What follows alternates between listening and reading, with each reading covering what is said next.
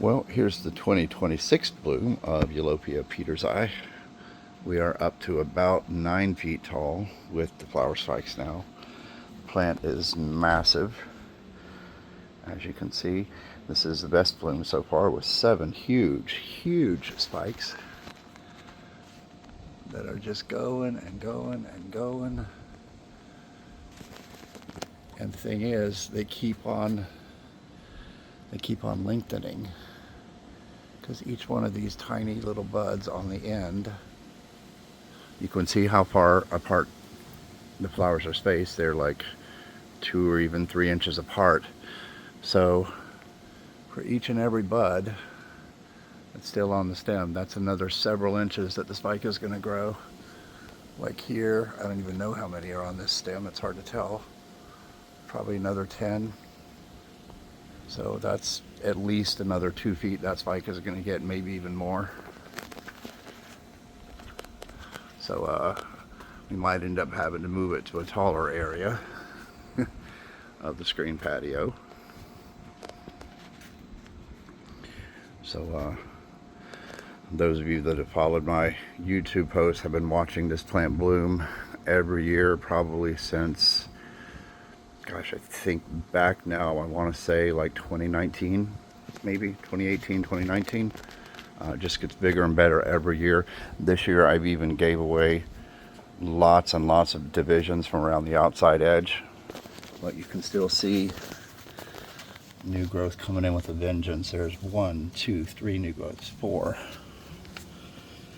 5, 6, 7, 8, 9, 10, 11,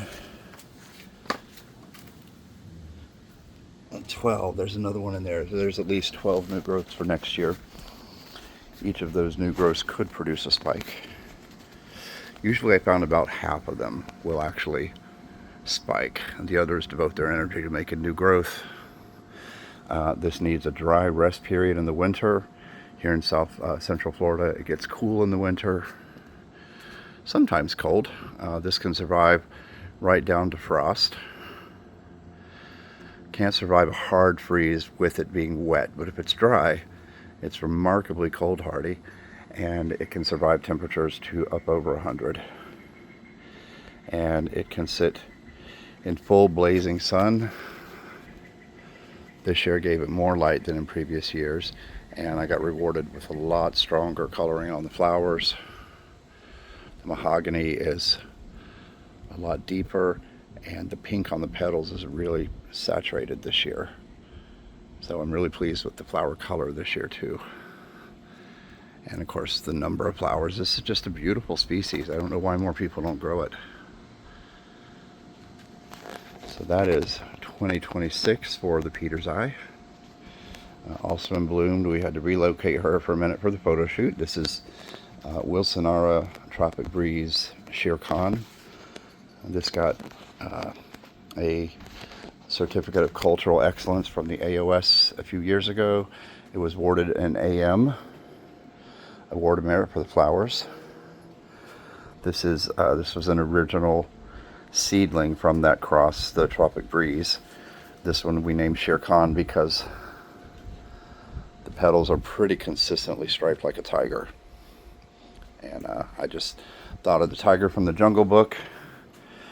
The regular Tropic Breeze Everglades has more blotches.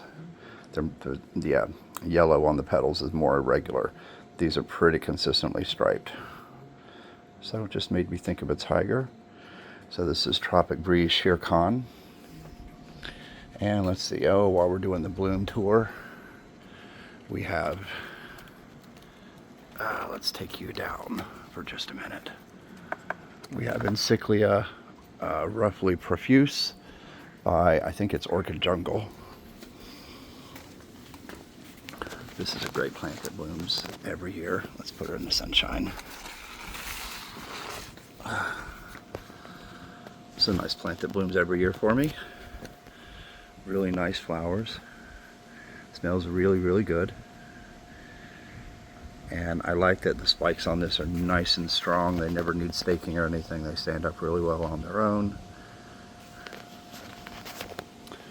We have Eulophia Memoria Alexis Pardo in bloom. This is a clone called Nicola, which won award of merit from the American Orchid Society. A friend of mine gave me this division. So these tend to be a little darker. This year they're kind of pale. They didn't get as much direct sun, and it resulted in flowers that aren't quite as dark as I would like them to be. But they're really nice flowers. It's an easy plant to grow. And let's see, what's a couple of other things here. I just like this cactus. This is Myrtilla cactus geometrica. Well, I forget what the name is of it, but the blue candle cactus, the crestata form. Had that about 9 years now. Over here we have a coral tree, Eutropha, I forget the name, multifida maybe, I forget. This guy grows really nicely and blooms all summer. If it was outside, the butterflies would be constantly around it. Over here we have the monkey tail cactus, Hildewintera colodimmonensis, I think it is. Still blooming. This is the third flush of flowers. And we're sitting here waiting for the rain. Normally she hangs up here. That's monkey tail cactus. Over here, this is Mimi Felix catus. She's laying here doing absolutely nothing. Hi, Mama. There's Morris. Wait, there was somebody else here. Jack, where's Jack? Oh, Jack ran away. Mimi. Oh, there he is. Hi, Jack. What's up, Jack? Jack, you're on TV, man. Check it out. And over here, this little monster is Plop. Hey, Plop. And we named him Plop because that's exactly how he came out. He just plopped out on the floor.